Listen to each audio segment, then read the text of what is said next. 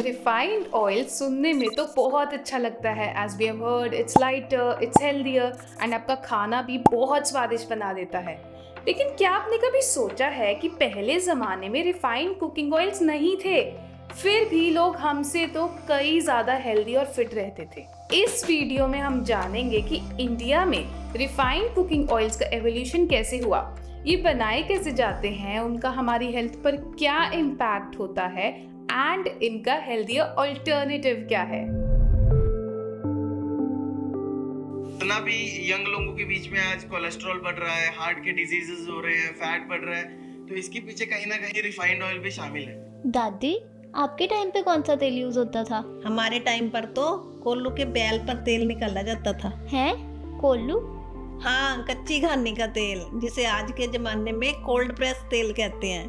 अच्छा, cold pressed. आप भी अपने दादी या नानी से जाके पूछ लीजिए।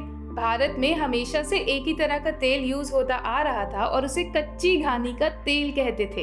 लेकिन ग्लोबलाइजेशन के साथ ही आई बड़ी बड़ी companies with big marketing strategies who spent billions on advertisements, जो हमें बस ये यकीन दिलाती रही कि रिफाइंड ऑयल्स खाने में लाइटर, हेल्दियर एंड टेस्टियर होते हैं। They made us believe कि इतने सालों से हम जो कच्ची घानी का तेल खा रहे थे वो बहुत हैवी और अनहेल्दी है and are leading to diseases such as obesity.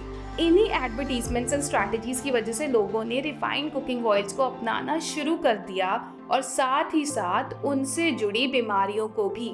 ज्यादातर मार्केट में मिलने वाले सनफ्लावर, राइस ब्रांड या सोयाबीन ऑयल्स रिफाइंड ही होते हैं। रिफाइंड ऑयल्स की डिमांड इंक्रीज होने के साथ प्रोडक्शन भी इंक्रीज होने लगी। इन ऑयल्स के प्राइसेस को कम रखने के लिए मैन्युफैक्चरर्स ने चूज किया solvent extraction method to extract the oils. इस प्रोसेस में ऑयल्स को कुछ केमिकल सॉल्वेंट्स, यहाँ तक कि कुछ गैसेस जैसे हेक्सेन को यूज करते हुए high temperatures around 200 degree Celsius पर एक्सट्रैक्ट किया जाता है, जिसकी वजह से ऑयल में मौजूद हेल्दी फैटी एसिड्स टूटने लगते हैं और हार्मफुल ट्रांस फैट्स बनने लगते हैं। रुकिए, अभी प्रोसेस खत्म नहीं हुआ। ये जो ऑयल निकला है इसे क्रूड ऑयल कहते हैं। अभी तो रिफाइनिंग शुरू होनी है। इसके बाद उस ऑयल की degumming, neutralization, bleaching, winterization and deodorization की जाती है, जिस दौरान ऑयल में मौजूद natural gums, acids and some components like colour pigments, contaminants, impurities and odours को कई तरह के केमिकल्स और सिंथेटिक एंटीऑक्सीडेंट्स जैसे TBHQ का इस्तेमाल करके रिमूव या न्यूट्रलाइज करते हैं। ये सब कुछ ऑयल को फिर से हाई टेम्परेचर पर एक्सपोज करके किया जाता है। इन स्टेप्स के बारे में डिटेल में समझने के लिए satviklifestyle.in पर ये आर्टिकल पढ़ें। और इतना काफी नहीं था कि बाद में उस ऑयल को हाइड्रोजनेट भी करने लग गए हैं। इस प्रोसेस में ऑयल में हाइड्रोजन ऐड किया जाता है एंड फिर से उसे high heat and intense pressure का यूज करते हुए उनमें मौजूद लिक्विड फैट्स को सॉलिड फैट्स में कन्वर्ट किया जाता है, जिस कारण उनमें बहुत सारे ट्रांस फैट प्रोड्यूस हो जाते हैं। हाइड्रोजनेटेड वेजिटेबल ऑयल मोस्टली सभी चिप्स या पैकेज्ड फूड में प्रेजेंट होता है, which is responsible for creating the desired crunch and texture that we enjoy। और ये सब प्रोसेस खत्म होने के बाद हमारे पास बचता है रिफाइंड ऑयल नहीं कह सकते इसे, as it's colorless, odorless, tasteless and nutritionless. So basically it's just a fluid full of trans fats. No wonder that in medical terms the meaning of refined oil is spoiled oil, यानी खराब तेल। National institute of nutrition के according किसी भी oil को healthy तभी माना जा सकता है अगर उसमें ये 3 फैटी एसिड्स बैलेंस में मौजूद हैं: mono unsaturated fatty acid, poly unsaturated fatty acid and saturated fatty acids. इनमें से PUFA is sensitive to heat and oxidation and when refined cooking oils are exposed to high temperatures, इनमें बहुत ज्यादा मात्रा में rancid PUFA जनरेट होता है, which can generate harmful compounds leading to various chronic diseases.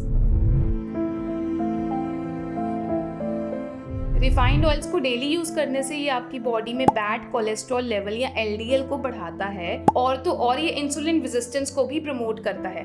Refined oils body में inflammation promote करते हैं, जो कि हमारी बहुत सारी क्रॉनिक डिजीजेस का मेन कॉज है। क्या आपने इस बात पर कभी ध्यान दिया है कि एक बार खाना बनाने के बाद आपने उस तेल को कितनी बार गर्म करके यूज किया है? ऐसा करने से उस ऑयल में फ्री रेडिकल्स और ट्रांस फैट्स बनने लगते हैं और उनमें मौजूद एंटीऑक्सीडेंट्स खत्म होने लगते हैं। यूज्ड ऑयल का यूज करने से हर तरह के कैंसर का रिस्क इंक्रीज हो जाता है, तो हमेशा फ्रेश ऑयल ही यूज करें। तो बताइए, आप अपने घर पर कौन सा ऑयल यूज करते हैं? अगर आपके घर पर ऑयल यूज होता है तो मेक श्योर आप हमेशा unrefined, cold pressed, would pressed oils, यानी कि जो ऑयल्स ऑर्गेनिकली ग्रोन सीड्स को प्रेस करके निकाला जाता है वो ही यूज करें। अब क्योंकि ये रिफाइंड से बेहतर है, इसका मतलब ये नहीं कि आप ज्यादा क्वांटिटी में यूज कर सकते हैं, नहीं। एक हेल्दी डाइट में ऑयल की सही क्वालिटी और सही क्वांटिटी ध्यान में रखना बहुत जरूरी है। आपको हमारे ऑनलाइन स्टोर satopradhan.com पर कुछ 100% pure organic wooden cold pressed oils जैसे कोकोनट, सेसमे,